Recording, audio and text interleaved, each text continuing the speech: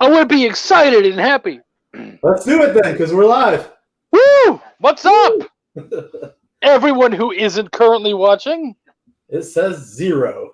It does. Oh, 0. It reminds me of so many high school memories, just seeing that 0. Also, very many bank accounts. Oh, yeah. My current bank account. Yeah. No, it's great. Yeah. What's up, everybody? Tonight is the Essence House Christmas special. If anyone is watching, or if you're watching later on, we're just gonna vamp, kind of fuck around for a little bit, see if anyone shows up. And I'll go with our last Aftershow for a while. What? Yeah. We actually, it's like, I think we listened to the chapter 20 like a month before it came out. So like it's hard to consider that chapter 20 just dropped a week ago. Wow. Yeah, that's true. Well, and actually, that's something to talk about real quick too. I'm sure we'll mention it again if anyone shows up. But we're not going to be playing chapters 19 and 20, right? Right. Did we play chapter 19? No, I don't think we did. We had a short show last week. Yeah. The last time. And yeah, I think playing chapter 20 would just be a bad idea. I think we had a good discussion about that, and I think there's plenty of ways to check it out. We did. It's true. It says that there's a guest, and I know it's me, but I had to check just in case. I'm going to go and see if I can't share this out a little bit. What did you share it to? Well, I had it scheduled, so it automatically shared to our page and onto YouTube. But I, too, am going to share it to my personal page now.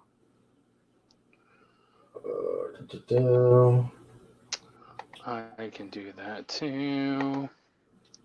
There now. Okay. And then I'll share it to my other one, because why not?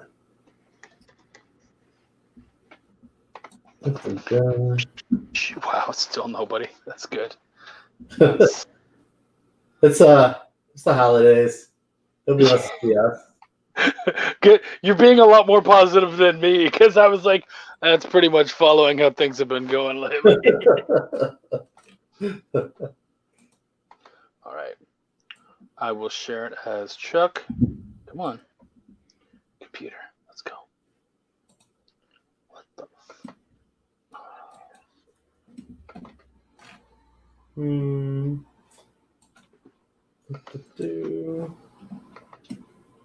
Hi, Wendy. That was just an assumption that she might be listening. Wendy? Yes. Eric said hi. She said hi back. Thank you.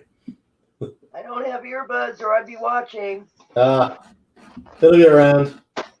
It gets more views after the fact anyways. Yeah. Hey, Ren, can Mom borrow your earbuds? No. Oh, not if you're using them. Okay. All right. Anything? Oh, we have 2 people now? What's going on, guys? Sorry, we're like not talking. We finally have people there. Tonight is the Essence Guard, Chronicles of the Essence Guard Christmas show. And we're going to be playing the Christmas show. We're very excited for that. We're hoping that you guys will enjoy it. That was written with a Christmas theme that takes Essence House a little further. The Essence Guard story a little further. And actually is the first story that we've done under the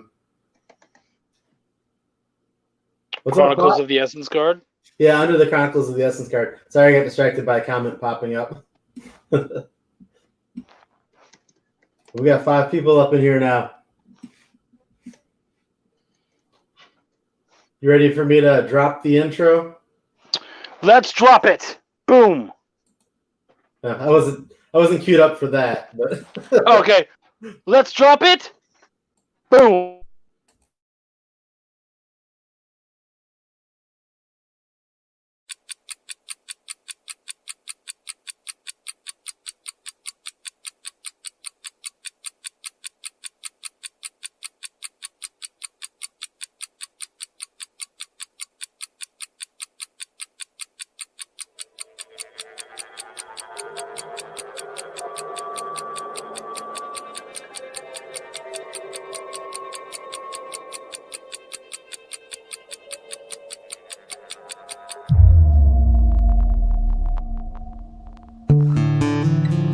even as I was writing it, I didn't know 100% where I was going to go.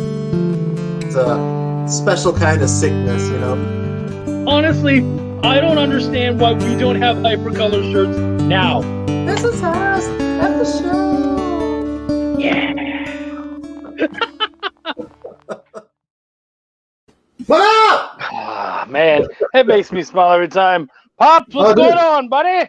Dude, I got Godzilla Christmas sweater. So you look at me and you go, "Oh, Eric came decked out in his Christmas stuff and Chuck didn't." Oh, that ain't true. That's my ugly Christmas hat. Yeah. Dude, I went to the Home Alone house this weekend.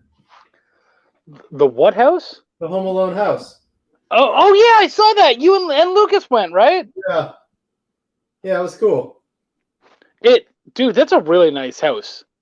It's a really beautiful neighborhood. It's ridiculous. Yeah. Where is it? Winnetka, Illinois. It's like right outside of Chicago.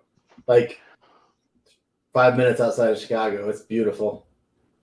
The whole area. So like it's not like it's kind of a weird thing. Like it's not a house that, you know, you can go visit and go inside. Like somebody like lives there and stuff. Like they put up a wrought iron short fence around it to keep people away because people were probably walking up too close to take pictures. Right. So like when you get there though, like we got there and somebody was already like casually walking by and then like snapping a picture and then continuing on. And then as we pulled up and parked across the street from it. As we were leaving, somebody else came by and parked like, so like they must have like this continuous stream of people stopping to take a picture with their house. I love that they're treating it like it's a celebrity, right? Like if we take a picture and they don't see it, no one will notice. It's like it's a house, you idiot. It is.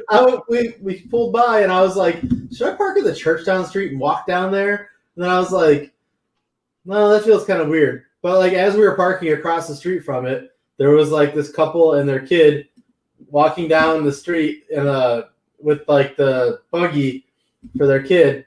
And it was clearly like what they did. They parked, got their stuff out, and they pretended they were just having a walk down the street. But you could see them ready with their cell phone to take a picture and stuff. Isn't it great to know that the bad ideas that you reject are other people's good ideas? Yeah. Like they were you're like, no, that's a terrible idea. Then some other idiot does it, and you're like, oh, yeah, okay, all right, I'm smart for having rejected that. Now, the church down the street, was that the same church that was in the movie? I don't think anything else in that area was in the movie. No. They filmed some stuff in Toronto. I believe it. I think they did. I don't know. I was looking at like locations from a bunch of Christmas movies this weekend, so I could be wrong about that. But Toronto is actually considered New York North. So most of the time, if you see New York in a movie, it's actually Toronto, unless you're at a specific place. We were talking today about Indiana and how like Stranger Things takes place in a fake town in Indiana. Parks and Rec takes place in a fake town in Indiana. Yep. We were like, does Indiana have any like real towns that ever show up in here? Did they ever actually film in Indiana? The only things we could find that were filmed in Indiana were a couple movies that took place at Notre Dame. Like that was like it. Wow. Like Indiana. There was another one. I don't remember what the other one was too. There was like 3 or 4 that had like fake towns in Indiana. Like, oh my gosh, that's funny. So yeah, guys, if you want, feel free to chat or to comment or whatever. Tonight is going to be our special Christmas show. This is very far removed from the main story. So if you've never listened to an Essence House before, you've never caught any of the episodes, nothing, that's fine. This is like a one shot basically for you comic people out there. So it's its own separate thing outside of this, and that way it's a perfect jumping on point for people to come, sit down, listen, and hopefully enjoy. And if you like it, then it might be Essence House or Chronicles of the Essence Guard might just be your thing. Yep. I think I guess we could talk a little bit about chapter 20 since it was the latest episode real quick. I'm good with that. Yeah, absolutely. Not getting too far into it. Yeah. Do you want to do a rundown of the entire story? I'm just kidding. Remember when I had to do that for season one? You did a great job coming out of season 1, but that's a lot. Yeah. A crap ton of stuff happened. But, I mean, okay, so first off, you wrote the season finale, and it was brilliant. Like, just beautifully done. It's kind of funny. We did opposite things where at the end of season 1, you did episode 9, which was kind of the breakaway episode. Then I did episode 10, and I did the special that went between the 2 seasons. And this time coming around, I did the breakaway episode, you did episode 10, and you did this special episode that we're about to watch now, the Christmas episode. I hadn't thought about that. That's a good point. Yeah. We honestly, it's so funny that we tend to kind of follow these little trails that, I guess, ruts or whatever that we've dug, but we don't even know that we're following it until we're like, oh, look what we just did there. I just, I've always thought about, George Lucas talked about like how he does his movie writing and like patterns, like poetry, he referred to it. And I heard a clip today of him talking about that. I hadn't heard him talk about it in a while. It was an old clip, so it wasn't that he was talking about it again.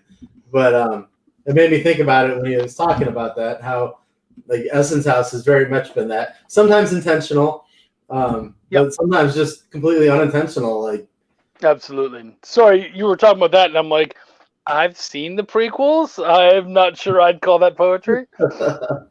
Where does midichlorians come into poetry? It had more to do with the like repeating beats and stuff, though, of the stories, and which is very much a common story thing. Being able to come back to stuff. My comedy teacher always told me, anytime you come back to anything else that you've already shown off before, people always think you're brilliant. But really, it's just like, I remembered what I put down. And so that's just kind of something that we've done. We remembered all the beats that we placed, I think, for the most part. Yeah. I don't think that there was anything we threw out there that we didn't come back to at some point. I can think of one thing, but I don't want to bring it up right now.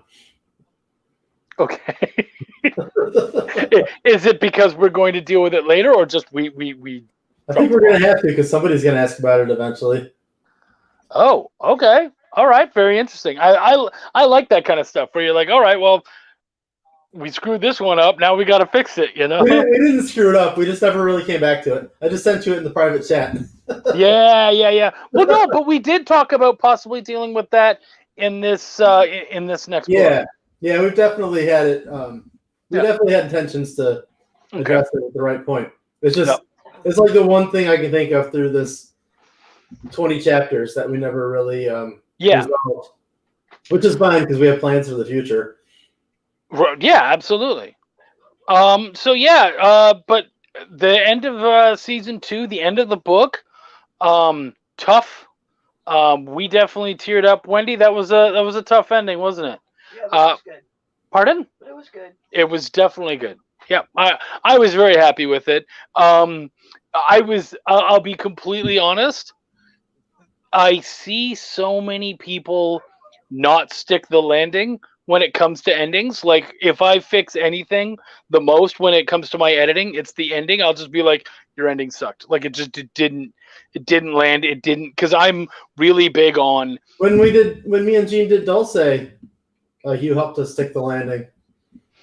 Well, thank you. But yeah. I mean, that's something that I'm always, I'm acutely aware of that ending, because it doesn't matter almost.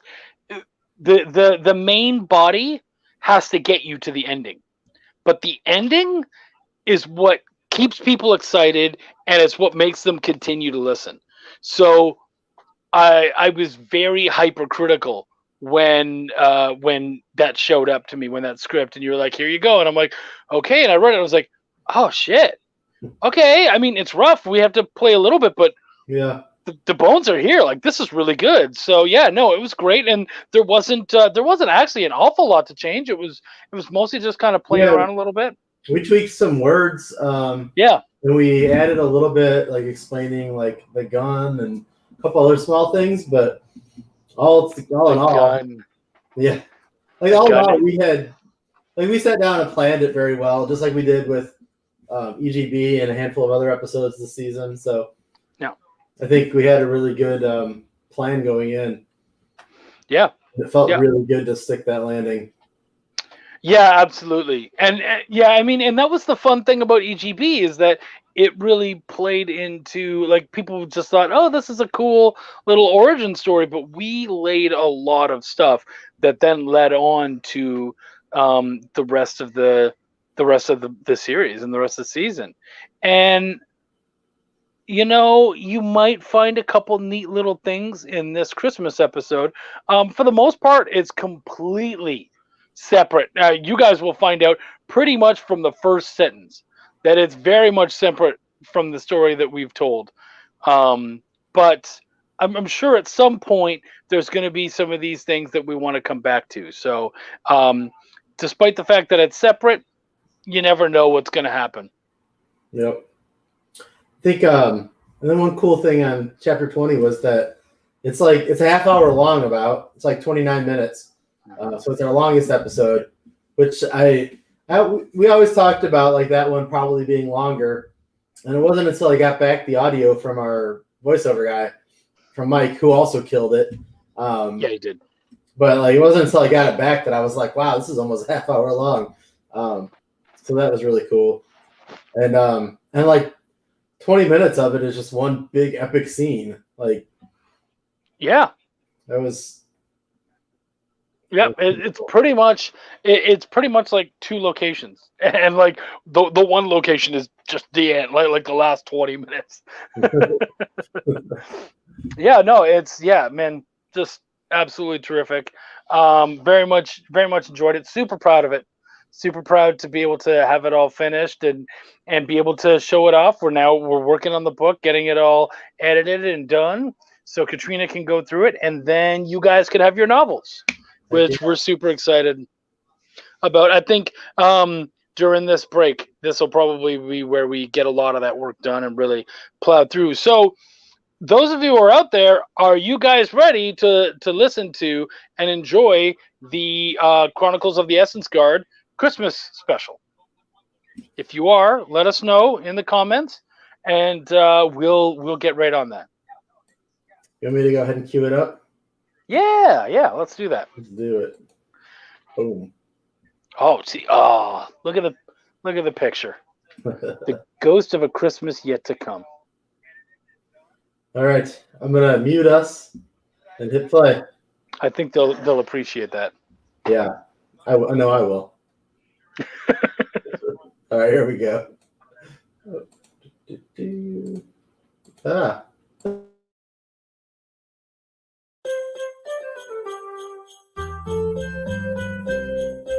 Studio Erbo and Bonfire Press present Essence House, A Ghost of a Christmas Yet to Come, by Eric J. Cockrell and Chuck Pino. Read by Michael Goodrick. December 24th, 1968. Dion, Greece. The air was cold and wet, but the boy was used to it. In all his 8 years, he'd never had a proper shelter during the winter. Though he knew it could always be worse, the temperature in town rarely dipped close to freezing. You had to go up the mountain to get any real snow, and he had no intention of leaving the village. The smell of roasted pork hung in the air of the alleyway that Demos currently labeled his home. The sense escaped from the kitchen on the corner was both a blessing and a curse. He hoped the scraps that would certainly accompany the trash later would still carry the aroma, but he knew in the end that the foul mix of waste would make it barely edible, much less enjoyable. "Mr. Callis," a man called out behind him. "Argus, I'm a kid. I've told you. Just call me Demos," he corrected the lumbering old man. "You're the most unchildlike kid I've ever known, sir.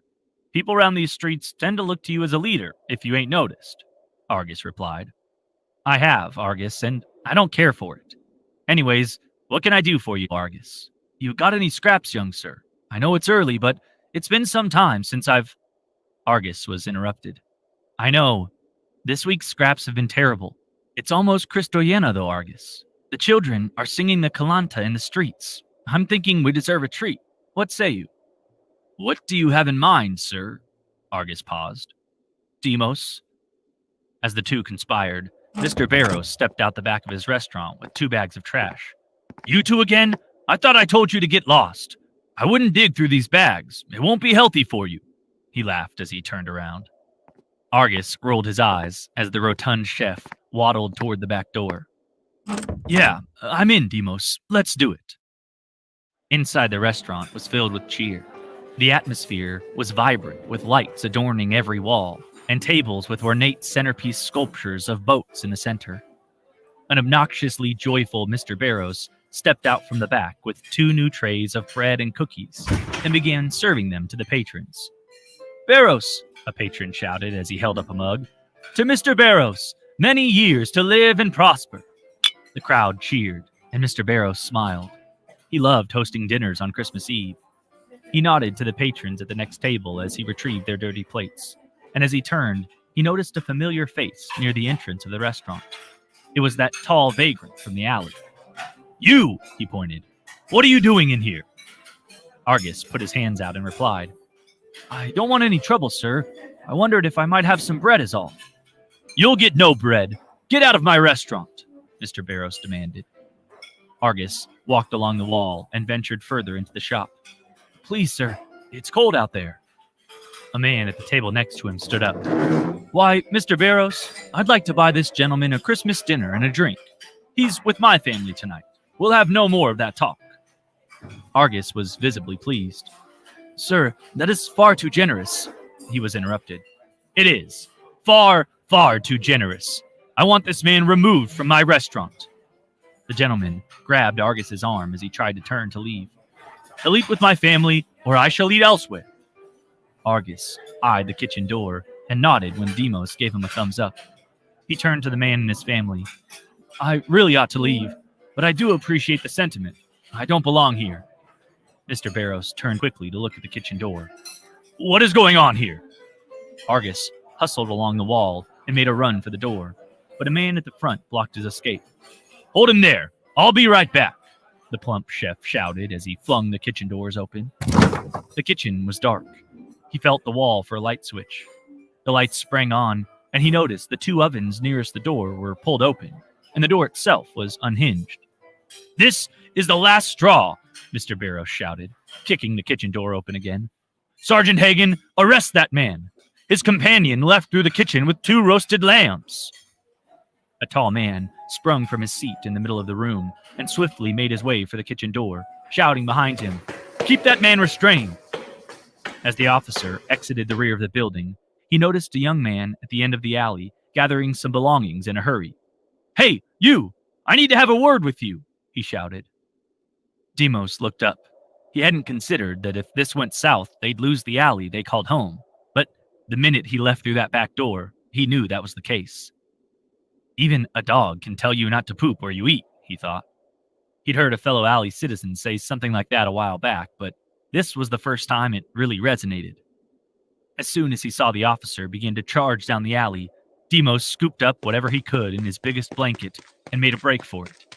He hated to leave old Argus on the hook, but it didn't do either of them any good for both of them to be locked up.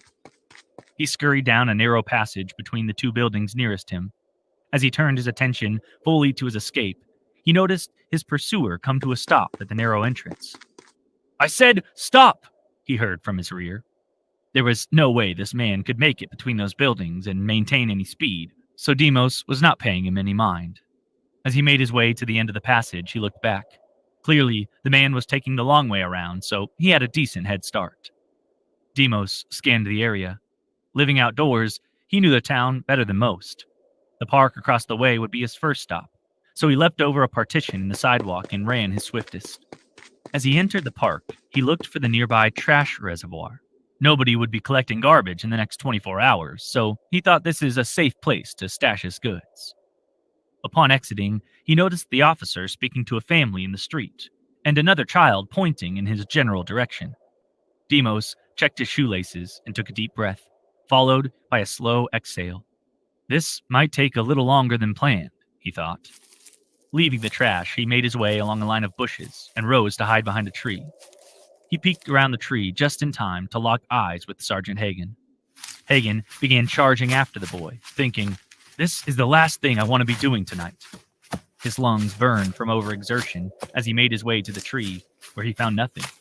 The twerp had escaped him again. He had half a mind to just call it a day and reimburse Barrows himself. He would not be doing this much longer, he was sure of that.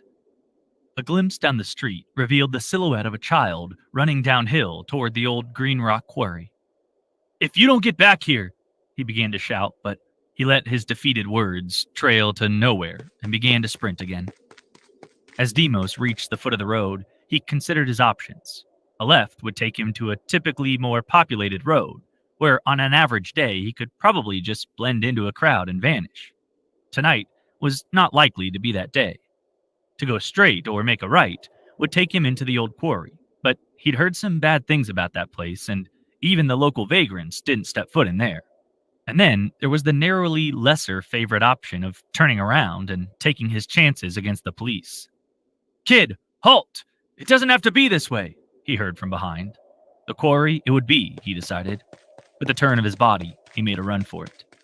Hagen stopped. Two thoughts immediately came to him. The first, "I'm not paid enough to go in there," and the second, "That kid will get killed if I keep pursuing him." Hagen simply turned around and headed back up the hill. This was a whole new view for Demos. He'd been past the quarry 1,000 times, but nobody ever crossed through the boarded-up gates. The entire area was essentially written off. Up until now, he knew where to go wherever he was in this town, but this was all brand new. And to be completely honest, this was very appealing to the curious 8-year-old. A crack in the concrete became Demos' guide. Why not? He was alone with some time to kill. Why not make a game of it? One foot over the next, he danced along the line until he came to a large building. The door must have stood 1,000 feet high. Well, at least that's how the boy felt about the towering entrance. The old metal building looked like it had been abandoned since long before his birth. With nobody around to say otherwise, Demos decided to take a look. Carefully, he placed his hand around the old handle. Rust fell from above as the door scraped the ground, creating a shiver-inducing noise. A bit of moonlight trickled in through cracks in the sheet roof above, allowing for the occasional bit of illumination. "Just an old storeroom. Looks like they cleaned it out pretty well," Demos commented to himself. He entered the building and continued past several tall shelving racks, and eventually came to a desk. It was a rather small, unassuming desk. Demos pulled the chair from the desk and dropped into it to take a break. Argus, he thought. What am I going to do about Argus? He kicked his feet for a moment and spun the chair around. It felt free. Demos was free. He lived a life with no attachments. So many years of freedom actually made freedom feel a little mundane. But moments like this, he was able to feel it again. To be a kid with no worries. He broke himself of the thought. No worries besides the fate of Argus. I'll get back here soon, Demos thought. But I probably got to figure out how to stage a jailbreak first. What was that? The boy caught a glimpse of a flicker of green light from between the desk and the shelf next to it. He scooted the seat back and leaned forward, dropping to the ground. What have we got here? He reached between, trying to reach. He kicked the desk a couple times with booming noises echoing around the building. Then, after a little wiggling of his entire body, he was able to reach the object. Demos grabbed it and fell back against the wall to give it a look. It was metal and round and dirty. He stood up, walked around the desk, and out toward a spot where light shone through the roof. With his hand open, he held the thing. Some spit in his sleeve cleared some of the soot that was caked onto it. It appeared to be a lens you might wear over your eye. Clamped between his pointer finger and his thumb, Demos held the thin, green-tinted monocle to his eye. As he looked across the building, he saw the shelves begin to slowly bend. The sky grew light, then dark. Dust fell in through the roof, as the sky alternated brightness, leading to pieces of roof falling in, slamming into shelves, and those shelves beginning to cave. Demos jumped back and scurried to the door, removing the monocle. He fell against the door and attempted to catch his breath. Looking back to assess the destruction, he was surprised to find there was none. Everything was just as it was when he arrived. He backed up through the door and held the glass to his eye once more. The same destruction played out before his eyes. As he turned, he saw a boy pulling himself up over the nearby fence with some urgency. "Hey!"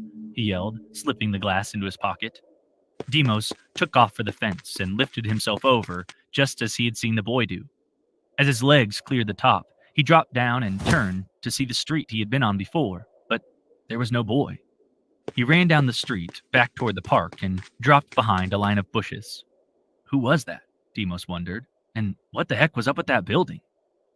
He reached into his pocket and grabbed the monocle again. Pulling it out, he lifted it to his eye and scanned the park. There was the officer from before, pacing behind the garbage area where he had stashed his belongings and bounty. Then some movement by the trash. It looked like a kid, and he was going into the trash where his dinner was stashed. Demos was not going to let that happen. He ran along the shadows and hid behind a tree. He held that vantage point for a bit, but nothing was happening. No cop and no kid. Growing bored, he held up the glass again, catching some movement by the trash. A can fell over and the figure pulled at Demos's blanket. Just then, the officer came around the corner and grabbed the kid's arm. Better him than me, Demos thought. As the officer lifted the boy and pulled him away, shouting at him, Demos sat and watched. When the coast was clear, he dropped the glass into his pocket and made his way across the park to his stash. As he stepped into the area, an uneasy feeling ran through him. He wanted to get this over with quickly and then sort out the Argus situation. Demos reached behind a garbage can, knocking it over, and grabbed the blanket where he had stashed his things. Everything appeared to be in order. As he turned, he was startled by a tall man. It was the officer from before. He grabbed Demos's arm. "What's your name, kid?" the officer said. "Eat dirt," Demos yelled. "What did you do with the other kid?" Confused, the officer ignored the question and began yelling at Demos and dragging him across the park. Soon enough, the man released Demos from his grip as he tossed him into a jail cell and slammed the door. The boy felt defeated, but that almost immediately gave way to some joy as he saw Argus sleeping on the bench on the other side. He ran up to Argus, shaking him. "Argus, thank goodness!" Argus sat up. "You have a funny sense of what to be thankful for, sir." Sergeant Hagen stood at the bars. "You two keep it down. None of us want to be here, but Barros is making quite a stink about this theft.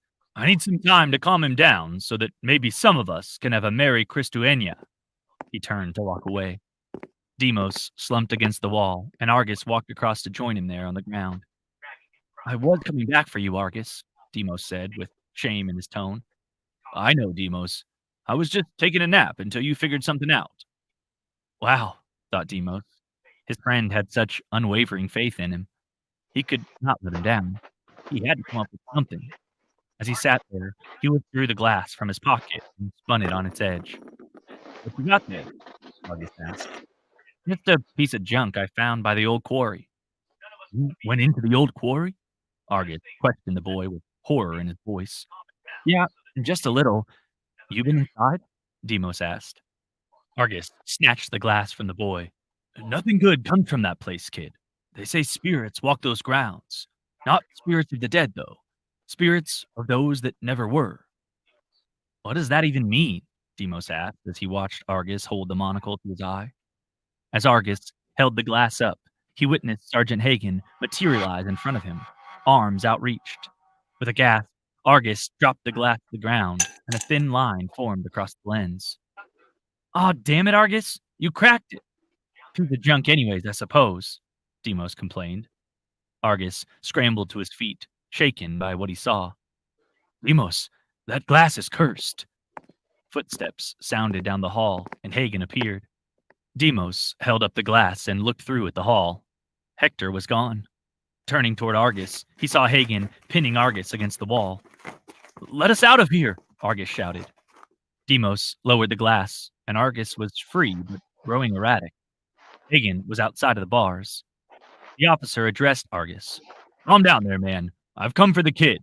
It looks like Barros is only interested in him. Sergeant Hagen opened the cell, and Argus began mumbling. You okay, old-timer? He shouldn't have gone in there, Argus said. Who? What? Hagen asked. The old man grew agitated and kept repeating himself. It's cursed. He shouldn't have gone there. Hagen moved towards Argus and pushed him against the wall. Demos had an overwhelming sense of déjà vu and made a snap decision to run for the door. Get back here, shouted the police officer. Demos made his way down the hall. He held up the glass and peered around the corner. He saw a boy. It wasn't just any boy, though. Now he understood. It was himself. He saw himself down the hall and a man blocking the door. It was the fat chef from the restaurant. The boy turned toward the window to his left and pulled it open. He slipped out and dropped to the ground. He had to act fast. He ran to the edge of the building and lifted the glass to his eye.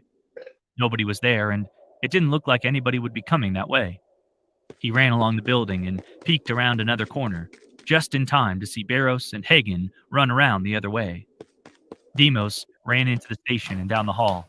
He grabbed the keys from a hook on the wall by the door into the holding area and flung them in the lock, turning it. We've got to get out of here, Argus. I need you to snap out of it and run. Argus nodded, still visibly shaken. The pair raced out of the building. Demos held the glass to his eye and dragged Argus by the hand across the street. They stopped and peered around the corner for a bit as Demos watched their pursuers talk to people in the area and pace up and down the street. Eventually, there was an argument in front of the station, and Hagen locked up the building and parted ways with Chef Barros. We're going to be okay, Argus, Demos said, turning to his friend. Why do you say that, sir? Argus asked. Let's just say I've got a little foresight into our situation. Follow me, friend. We've got to pick up our stuff and find a new home. The pair walked back to the park. Their walk was a little more leisurely, as Demos kept his monocle in hand and often held it to his eye. Over here, Demos said, straightening up the garbage can in front of him and pulling out his blanket. He unfolded the blanket to reveal 2 cooked hams. Merry Christmas, Argus. We should gather the rest of the poor and create a feast for our friends. We have much to celebrate. I think things will be looking up for us. Well, I hope so, Mr. Kalis. It's certainly about time.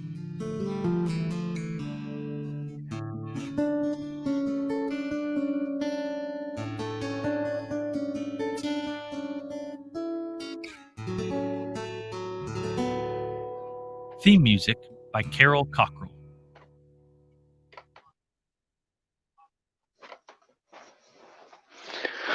And we're back. Dude, I can't hear you. Hey. There you go.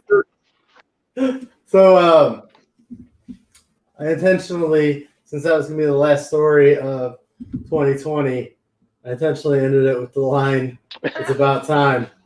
Because that's how we started. That's true, right? I was just like, he likes to reuse jokes. I get it. But yeah, no, it's literally a perfect bookend. That's really well done. I didn't even think about that's exactly how it started. And we were such dicks. We literally told you from the first line, it's about time. That's what's up. Yeah, it's hard to remember that, like, back when this first started, we weren't telling anybody anything about it. We were just like, hey, we got this mystery thing. In hindsight, that was a terrible marketing idea. Brutal, it was fun. Yeah, absolutely. It was funny, though, because I remember we were on, like, episode 3 or whatever. We were doing the Aftershow, and we ended up saying, we literally started the whole thing by saying it's about time, and several people in the audience were like, oh, crap, he did, too! Yeah. Yep. It was there all along. Like, because we had a few people test read, and Joseph Dewis read it, and he was like, it's a time travel story, isn't it? And I was like, you son of a bitch. Well, I think, though, that our logo also gave it away a little bit, too, with the clock and everything. Yeah. Also, we had a house on our promo with a clock tower, which most houses don't have clock towers. So that kind of drew Right. It's a just little bit of really attention nice to the time house. thing. This is why we can't have really nice things, guys. This episode, so what's funny is that we were on the crunch, working on episodes 19 and 20, and you were like, I got something, you're really gonna like it. And I'm like, okay. And I'm thinking he's gonna bring me episode 20, and he brings me this, and I'm like, what the hell is this? And you were like, yeah, so I'm really like I think you were very nervous about having to finish the whole thing, which I get. I felt the same thing with it ending season 1, so I totally understood. It's a lot of stress. And so you were like, I just did something different, and you wrote this.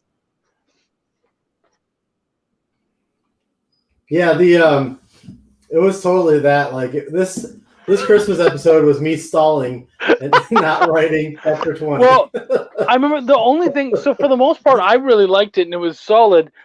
I then, when I went through it, I basically said it's too American. There wasn't enough Greek stuff. So I went through and I found the Christuenia and the about the singing carols, and you had the boats. Yeah. But there was a lot of that kind of stuff. So yeah, man. I mean, this one was between this and chapter 19.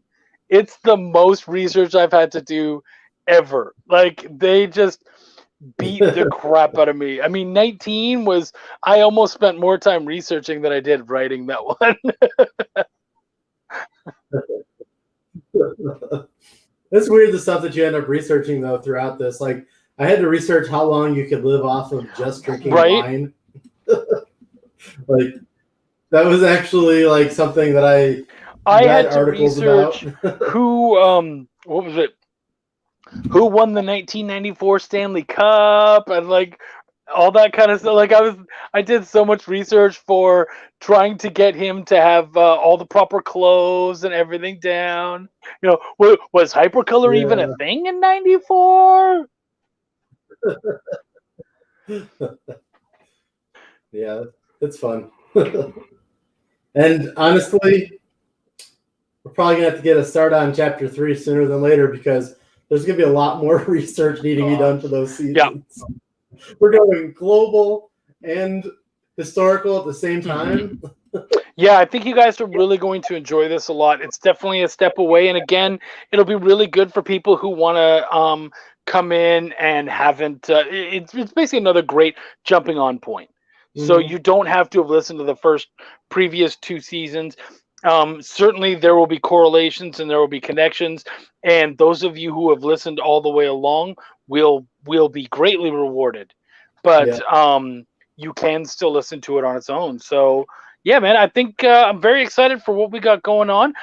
You know what, more really, I guess this is our year-end show, so I'm gonna maybe talk something I'm a little thankful for, but I love sitting down and working out storylines with you and whatnot. And this has been, Eric, this has been a shitty year. But I think most people are able to say, like, I did this, I did that. And actually, for me, like, for career-wise, it's been a good year. But I would say the best part of 2020 has been you and I. You know, our friendship has developed so much more. How we work has developed, and what we've made has just been really cool. Like, I mean, yeah, okay, we've got 2 or 3 people watching right now, but you know, we're about to hit 4,000 downloads just on the podcast. Generally, a week after our after show hits, we've had like 200 views on it. So, I mean, people go back and check it out. Yep. We aren't on when everybody's on, I guess. Yeah, well, yeah, and like you said earlier, it's Christmas, all that kind of stuff. Like, yeah, I totally get it. I'm not bothered at all. But I'm not bothered at all. But yeah, man, it's just it's been really good for all of that, and I've just had a really, really friggin' good time. And you know what?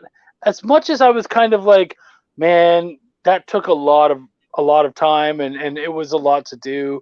And maybe we could, wait a while for the next book. I'm really excited to get onto that and make it happen. So I think you guys are going to have a really good time, even just with the little bit we already kind of have planned and set up.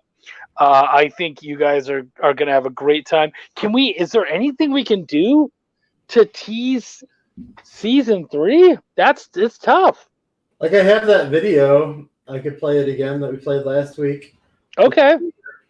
All right, I'll drop that real quick. Here we go.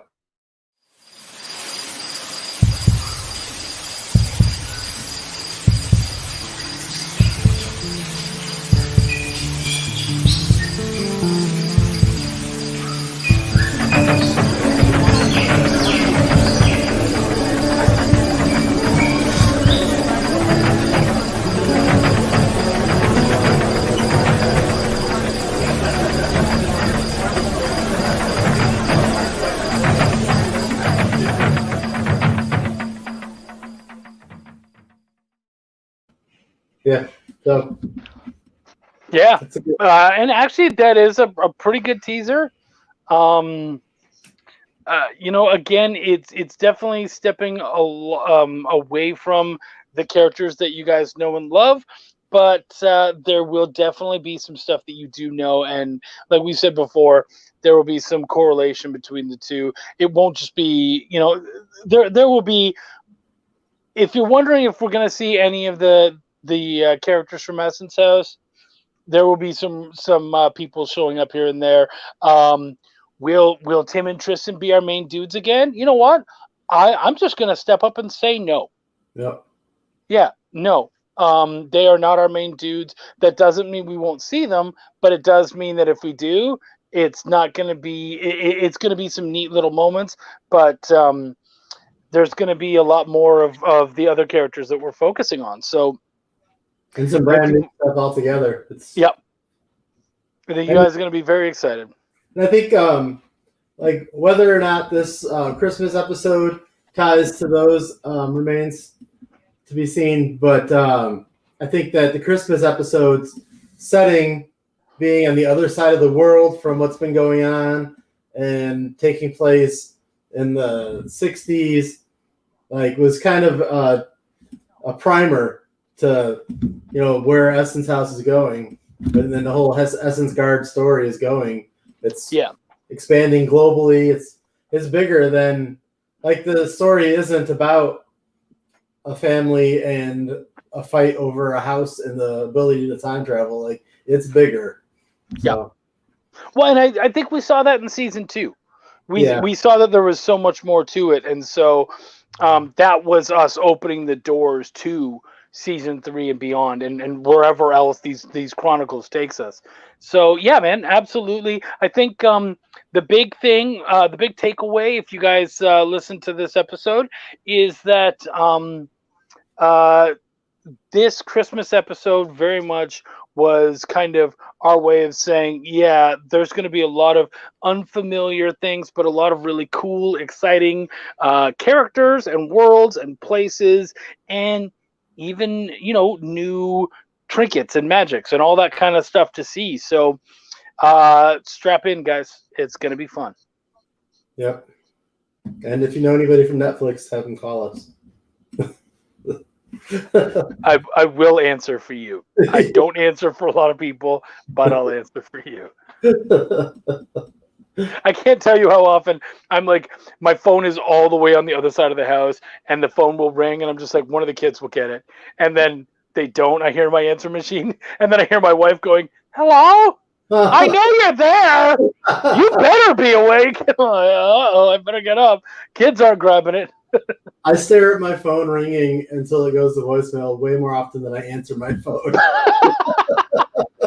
Isn't it so funny that we used to be so excited about, oh, there's a phone call. Who could it be, And now it's just like, that's why I have an answering machine. Like, I think there's only like maybe 3 people that ever actually call me out of the blue. You're one of them. And generally, if it says Chuck, I just make sure that I have a shirt on in case it's video. But otherwise... Well, and usually it's not video when I'm calling because I don't have a shirt on. I rolled over and I'm like, oh yeah, I gotta ask him about this shit. Is there anything you wanted to talk about before we head out? No, I mean, anybody who's listening right now or checking this out, I just want to say thank you. It's been, like Chuck said, it's been a great year. I mean, it's been a really crappy year, but this project has come along really great. Yep. I mean, this project has made 2020 like a very debatable year. Yeah. Less shitty for sure. Yeah. You know, like it's easy to say 2020 was a crappy year, but like this is like one of my favorite projects I ever worked on, and it spanned the very first week of 2020 to the second to last week of 2020. So yeah, and that's the thing, right? This was an entire year's work, and if this was a comic, we'd maybe getting issue 2 out. maybe. You know, and so we not only did 20 episodes, 2 seasons of 10, but we also got Essence Guard out. We also got the Christmas special out. So we did 22 20-minute plus episodes. Yeah. In over that span. That's a lot of content. And guess what, guys? Free. It's always been free. It's still free. Of course, if you want to buy the books, you're going to have to pay. But we'll talk more about that next year when we got something to show up. Awesome. Well, thank you, Chuck. Thank you. I'm sure we'll touch base sometime in the next week before the year ends, but Or we'll talk right after this, one or the other. Right. All right, I'm going to end the broadcast. Peace out, guys.